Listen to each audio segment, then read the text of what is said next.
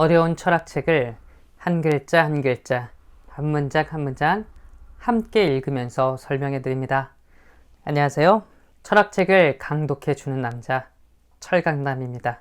지난 시간에는 우리가 지각 현상을 통해서 무관심적 역시와 배타적 일자, 즉 현상과 물 자체가 구분된다고 배웠는데요. 오늘은 이렇게 현상과 물 자체로 역시에서 일자로 두 구분하는 것이 어떤 과정 혹은 어떤 운동을 거치는 것인지 계속 읽으면서 알아보도록 할게요. 우리가 함께 읽을 쪽은 65쪽입니다. 지각의 실상, 순환운동. 우리는 대상을 지각할 때 여러 속성들을 담지하고 있는 일자로서의 대상 자체를 지각하는 것인가? 아니면 대상의 이런저런 여러 속성들을 지각하는 것인가? 둘 중 어느 하나만을 포착하는 것이 지각인가? 아니면 그 둘 사이를 오고 가는 의식활동이 곧 지각인가? 헤겔은 지각을 둘 사이에서 운동하는 의식으로 설명한다. 일자와 역시 사이를 오고 가는 의식의 운동이 곧 지각의 본질이라는 것이다. 네, 그렇습니다. 헤겔은 계속 의식이 한 곳에 머물러 있고 처음 규정한 그런 인식이 전부가 아니라고 이야기를 했잖아요.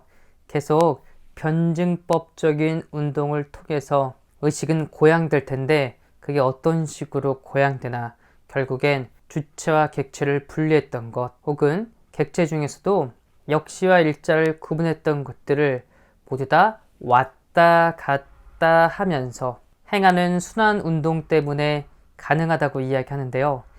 이때 순환 이 운동이 그냥 그 자리에서 탁구 게임처럼 주고받기만 하는 것이 아니라요. 한 번씩 주고받을 때마다 점점 발전하게 되는 발전적인 순환 운동이라고 생각하시는 게 좋을 것 같아요. 바로 이것이 칸트와 헤겔의 차이점이라고 볼 수 있을 것 같아요.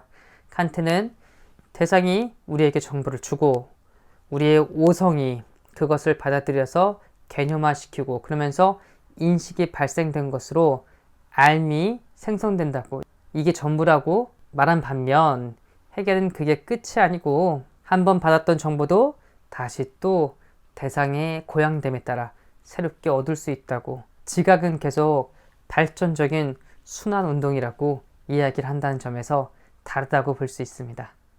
1. 일자에서 역시로 지각하는 의식에 대해 우선 대상이 순수한 일자의 모습으로 나타나므로 일자에서 출발하지만 이 의식은 다시 곧 일자적 대상의 다양한 보편적 속성으로 나아가게 된다.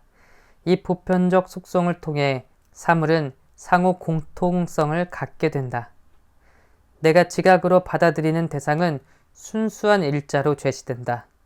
그러나 나는 또 대상에서 개체성을 넘어서는 보편적 속성을 지각하게 된다. 속성의 보편성으로 인해 나는 대상적 본질을 공통성 일반으로 받아들이게 된다. 헤겔은 이렇게 말하고 있어요. 처음 대상이 나타날 때 마치 감각적 확신의 단계에서처럼 그것은 그냥 일자로 나타난다고 말합니다. 여기서 순수한 일자라는 것은 아무런 매개가 없는 그 자체라고 보시면 좋을 것 같아요. 자, 다시 한번 말씀드리지만 칸트가 말하는 그 순수의 의미와는 다릅니다. 칸트는 경험이 없는 것, 경험이 제외된 것, 이것을 순수하다고 말하는 반면 헤겔은 뭐라고요? 바로 매개가 없는 것, 이것이 바로 순수한 겁니다.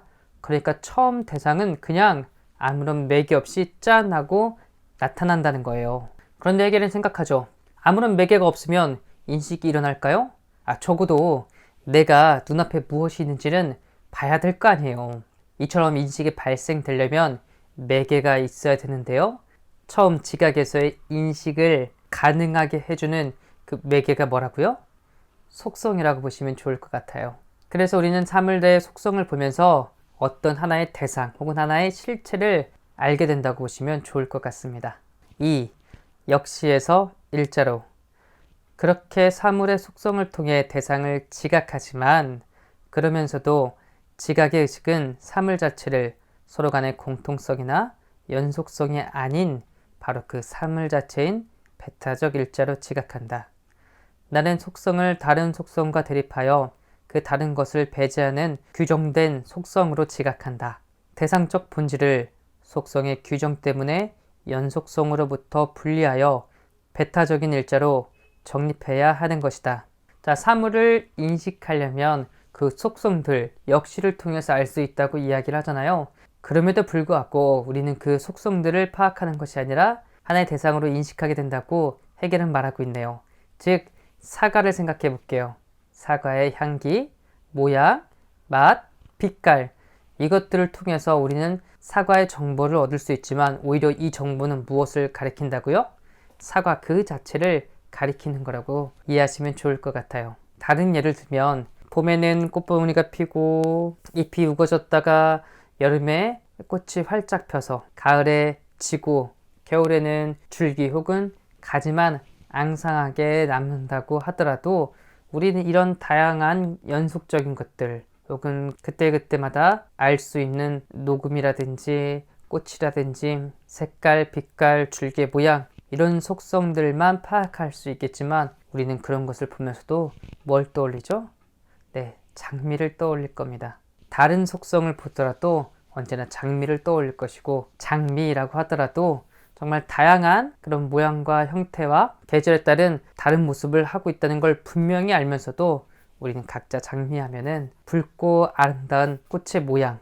여러분들은 물론 다른 생각을 해도 좋아요. 즉 장미라고 했을 때 떠올리는 것은 각자 저마다 매번 같은 것만 떠올리지 다양했던 모든 것들까지 떠올리지 않는다는 것. 이렇게 이해하시면 좀 더 나을 것 같네요. 다시 일자에서 역시로. 그렇다고 배타적 일자에만 고착되어 있을 수는 없다. 지각의 의식은 다시 여러 속성들이 역시의 관계로 묶여있는 매체로 향하게 된다. 그러나 대상을 다른 것을 배제하는 것으로만 파악한다면 옳게 지각한 것이 아니다. 오히려 대상은 연속성 일반과 마찬가지로 하나의 보편적인 공통적 매체이다. 이처럼 지각의식은 일자를 그 대상으로 여기다가도 다시 거기서 벗어나 그 속성들의 집합을 본질로 삼기도 하고 또는 속성의 집합을 본질로 여기다가도 다시 그것이 아닌 일자를 본질로 여기기도 하는 그런 순환 과정의 의식이다. 무슨 말이냐면요. 방금 제가 예를 들었을 때는 다양한 속성이나 계속 모습이 달라지는, 즉 현상이 달라지는 그런 연속성 가운데서도 우리는 장미라고 하는 순간 그 모든 것들을 함께 떠올리는 것이 아니라 적어도 제 머릿속에는 이 장미의 꽃 한 송이가 떠오르는데요. 반대도 마찬가지라는 겁니다. 이 장미의 꽃 한 송이만 보더라도 우리는 장미의 줄기에는 가시가 있고 또 겨울이 되면 꽃이 다 질 거라는 것도 알고 있다는 거예요. 즉 장미는 우리가 고정되는 실체인 것처럼 파악하기도 하지만 그것이 연속적으로 모양이 변하는 것으로도 파악하고 있다는 거예요. 이렇게 우리의 지각은 한 곳만 파악하고 한 방향만 파악하는 것이 아니라 일자와 역시를 오고 가는 와중에서 파악하고 있다고 해겔은 말하고 있어요. 이렇게 순환 과정을 가능하게 하는 것이 지각이라고 우리가 기억하면 좋을 것 같네요. 지각은 단순히 그 순수한 수용에 그치는 것이 아니라 수용이면서 동시에 진리를 벗어나 자체 내로 복귀하는, 반성하는 것이다.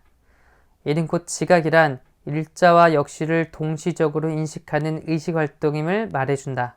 하나의 사물에 대해 이것은 이런저런 것이다 라고 아는 것이 지각인데 그러자면 이것이 배타적 일자로서 포착되고 이런저런 것들이 하나의 여기를 채우는 다양한 속성들로서 인지되기 때문이다. 이처럼 지각의 의식은 일자에서 역시로, 역시에서 일자로 오가는 순환적이고 자기 반성적인 또는 자기 복귀적인 활동성이다.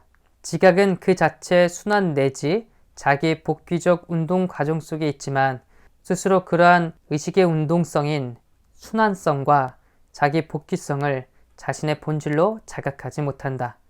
그러므로 대상적으로 포착된 측면과 자기 복귀된 측면을 지각의 통일적 양면으로 사유하지 못하고 둘을 분리하여 하나를 본질로 삼고 다른 하나를 비본질로 간주한다.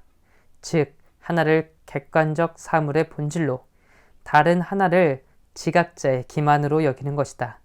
그렇게 해서 지각의 의식에서 현상과 물 자체의 구분이 생겨나게 된다. 네, 앞에서 제가 이야기를 했죠. 지각 단계에 와서 우리는 주체와 객체, 본질과 비본질을 구분하게 되었다고 했죠. 왜 이렇게 우리가 구분하게 되었는지 그 이유가 여기에 나와 있습니다. 우선 지각은 해겔에 의하면 순환적인 운동이에요. 역시와 일자, 즉 현상과 물 자체를 자꾸 오가는 단계입니다. 그런데 지각은 스스로가 이렇게 자신의 인식이 순환 운동이라는 것을 파악하지 못했다는 거예요. 깨닫지 못했다는 거예요.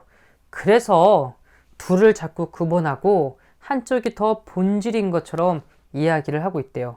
그런데 이게 알고 보면 해겔은 순환하는 지각 운동의 수용이자 자기 복귀라고 말을 하고 있습니다. 자, 외부의 어떤 대상이 우리에게 정보를 마구 줄 거예요. 그러면 우리는 뭐 하는 겁니까? 저 정보를 얻기 위해서 수용해야 돼요. 열어야 돼요. 즉, 감고 있던 눈을 떠서 내 눈앞에 있는 대상들을 바라보아야 됩니다. 그런데 이게 끝이 아니고요. 우리가 수용한 정보들을 어떻게 하죠? 그걸 내 안에서 처리를 하는 겁니다.